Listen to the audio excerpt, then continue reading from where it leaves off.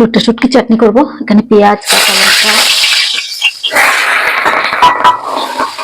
রসুন। লুটটা শুটকিটা গরম জলে ভিজিয়ে রেখেছি, গরম জলে সিদ্ধ করে নিয়েছি। পেঁয়াজ রসুন কাঁচা লঙ্কা যেগুলো একটু কষিয়ে নিই, ঢাকনা দিয়ে দিলাম, কষিয়ে শুটকিটা ধুয়ে নিতে হবে। পেঁয়াজটা নরম হয়ে এসছে, এখন শুটকিগুলো দিয়ে দেবো। শুটকিগুলো দিয়ে একটু কষিয়ে নিই, তারপর মশলাটা দেবো। টমেটো দিলে একটু ভালো হতো, টমেটোটা দিলাম না। হয়ে গেছে ভাজা ভাজা, এখন নুন দেবো।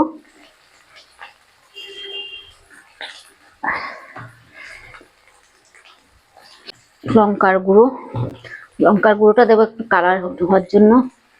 কাঁচা লঙ্কা তো দিয়েছি, একটু স্টিমটা কম করে দিই। হলুদ, আর কিছুই দেবো না। একটু এগুলো দিয়ে মশলাটা দিয়ে একটু কষিয়ে নেবো ভালো করে। একটু জল দিতে হবে। কষানো হয়ে গেছে, এখন নামিয়ে নেব।